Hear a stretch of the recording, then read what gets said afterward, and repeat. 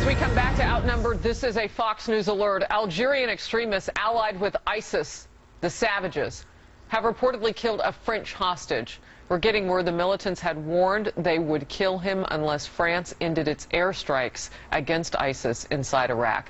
Greg Palcott is live on the story for us in London. Greg. Harris, ISIS appears to have struck again, or at least a group claiming allegiance to ISIS. This in a video purporting to show the beheading of yet another hostage, this time French.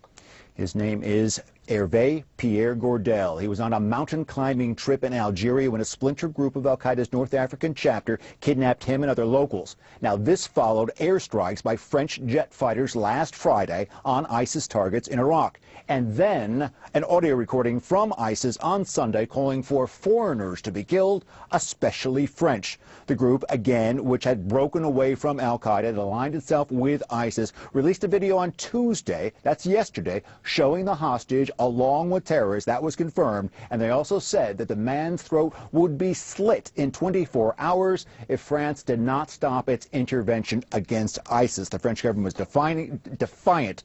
They called it barbarism and refused to budge on their stance, their alliance with the United States. Now today, just in the past few hours, and we have seen this video here in the Fox newsroom in London, we appear to see what is something that looks very grimly familiar. First, we saw a title that said, "Message in Blood for the French government." Then we saw video of French President Hollande, and then we saw what seemed to be the hostage, Gordel, along with his captors, again calling on Hollande to stop. And then we saw the captors hold a knife, hold the man down, the screen goes to black, and then reportedly these captors hold up the head of this man. Again, we have no confirmation yet. We've been talking to the French government. They are looking at the video. They are waiting to confirm this. We're in fact waiting for French President Hollande to speak at the UN. He might say something about it at that time. And of course, we know, Harris, that this follows all the ugly gore that we've been reporting to you and tracking for the last several weeks. That's the killing, the beheading of two American journalists, James Foley and Stephen Sotloff, as well as the killing, the beheading of a British aid worker. His name is David Haynes.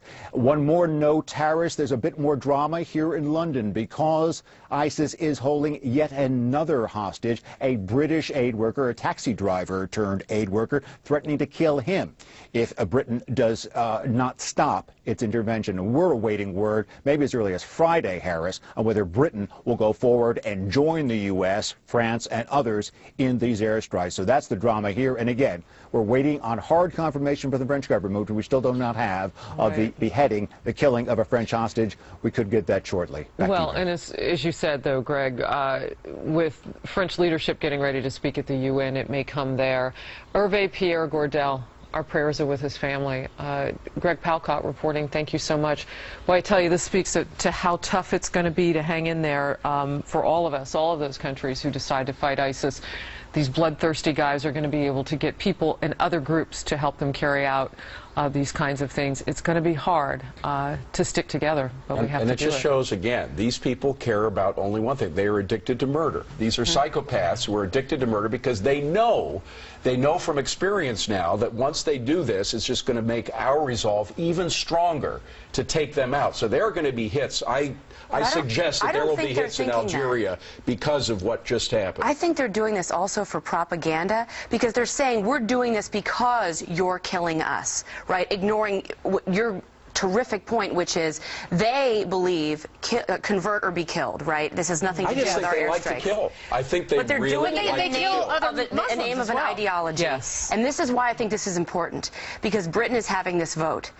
I bet the debate in the Parliament is going to be fascinating because you're going to hear members of Parliament say we should not go in there because if we do, they're going to behead this aid worker. And they're trying to intimidate the Brits, the French, and the Americans. And I hope it does not work. But Kennedy, this is a change from what we had seen on a hostage that was taken by the group, and they had turned him into sort of a spokesman for ISIS. And everybody said, well, maybe they're changing their tactics now, rather holding the hostage. No, I think they see. I agree with Andrew that I think they see how effective the beheadings are because you know we see people who lose their lives every single day, but it's something about the visual and the emotional reaction we have specifically to the beheadings. Yeah. And I think, not only does it roil up this alliance, it also helps them raise more money. I mean, it's the most effective propaganda tool they have. Hervé Pierre Gordel, dead today. We're talking about that as part of our coverage of what's happening in our fight against ISIS. Now this, new developments in the hunt for an accused police killer.